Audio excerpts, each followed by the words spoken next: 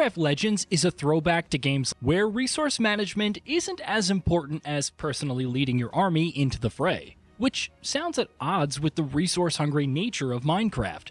However, these strategy elements are very much in tune with the building and crafting aspects. It's a streamlined affair that doesn't delve too much into either genre, but capably establishes its identity in the Minecraft space of spin-offs. The story is set at some point in the quote-unquote Minecraft canon, neither fact nor fiction, but warrant sharing among generations. It sees the overworld threatened by the piglins from the Nether, who spread their corruption. The various races from the villagers and skeletons to the creepers and zombies are threatened, and they're also being mean to foxes, bunnies, and cats, which also warrant swift vengeance. Unfortunately, the creators of the overworld, action, knowledge, and foresight can't get directly involved.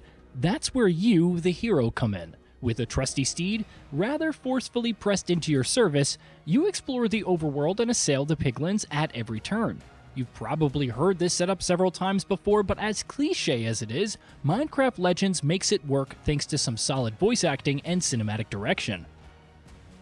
The piglins are decidedly one-dimensional at first, but they have a structure and hierarchy, coupled with hilarious strategy meanings of violence and wild gesticulating. While the narrative plays out, the game still embodies the sandbox nature of Minecraft.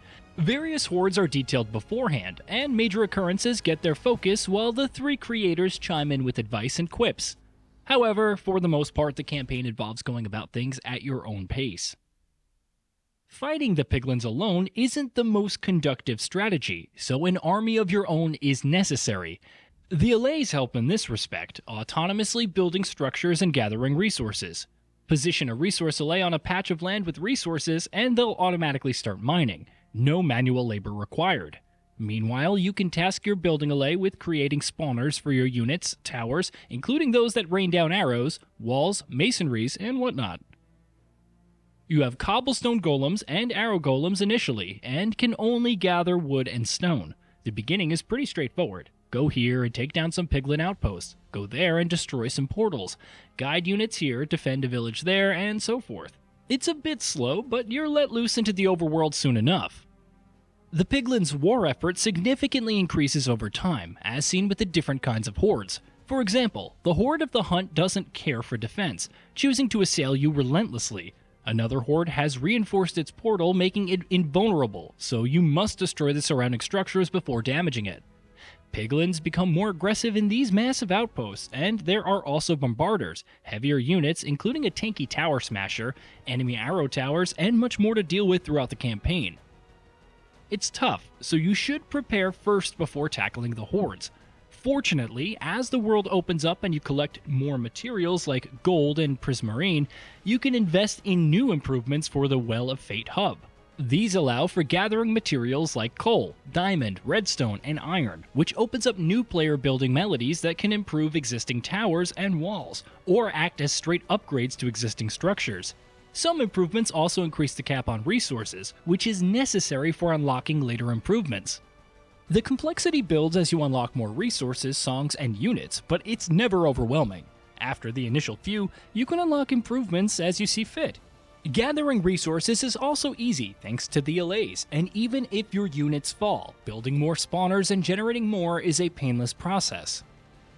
Aside from the hordes and portals, the piglins stage raids on the major villages, necessitating your building and defensive prowess before night falls. Successfully defending a village nets resources, and the villagers will even gather some for you, including valuables like diamonds if the region has them. Turning a village into a venerable fortress can be fun, and taps into that building itch, though it would be nice for ramps to be usable with structures if you want to quickly jump over walls. It would also be nice to tear down larger portions of a wall in addition to one unit at a time.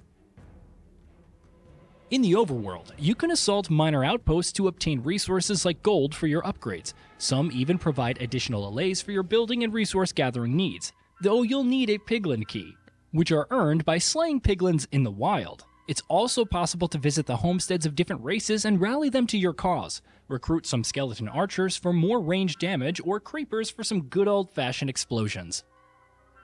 There are also discoveries like power towers, unique towers with powerful benefits. The blast tower, for instance, is a massive lightning rod that deals heaps of damage while pushing back enemies. You can only build one initially, but further additions become available over time. There are also legendary units, like the first of Brick Golem, which generates a force field to protect your army from ranged attacks. Control-wise, you can rally units nearby, and they'll follow you until ordered to attack a certain point. You'll quickly gain finer control and command different types of units separately. If you want your cobblestone golems, who are good at tearing down buildings, to focus on one structure while your arrow golems focus on another, it's easy enough to execute. You can also set a path, and units will continue down it, destroying everything in their way. Each unit type is grouped via hotkeys, though you can't set up a custom group beforehand. It's possible to send one unit of a specific type forward if you want to leave smaller groups behind to defend points. Battles can get chaotic as you fend off enemies, back up units, and rescue captives. Some issues arrive from iffy pathfinding, which is probably more due to the overall structure of the world, since Legends recreates that blocky goodness of Minecraft. The various elevations can be tricky to navigate for your units, though building spawners and recalling them is easy enough. There are also some AI quirks, like the time my arrow golems thought it necessary to go within melee range to attack a structure. The voxel aesthetic may not appeal to everyone, but Minecraft Legends does look pretty good. It obviously doesn't beat Minecraft with RTX in terms of fidelity, but the idle animations of units, the details in mountains and water bodies, and even the varied biomes are visually impressive. Performance is also solid. I didn't notice any slowdown even during super pitched battles. Navigating the world is also a seamless experience, especially with various plants providing boosts to speed and jumping. The music is pretty good with tense pieces during battles and cinematics and more calming tunes as you explore the world. I didn't try multiplayer, which has its hooks to keep people involved, but the campaign offers plenty of fun. You can cure a nether track that piglins create on the land with their outposts, allowing you to build on them. This leads to interesting scenarios like building an outpost right in front of the enemy, bombarding them with redstone launchers and arrows from a distance as your army charges in. While it doesn't quite have Minecraft's DIY toolset to build just about anything or the extensive research trees and strategic approaches, Minecraft Legends is a successful fusion of both genres into something wholly unique. It's relatively easy to pick up and play while offering a healthy amount of depth and some fun battles that grow more challenging as you progress. Whether it's looked back on the same vein as other action strategy greats, it's a toss-up. But it offers an endearing gameplay loop and plenty of charm that makes for an enjoyable ride. Hey, did you know that we at Gaming Bolt upload new videos every day? Stick around, drop a like, subscribe, and hit that bell, and let us know what kind of content you'd like to see in the future with a comment below.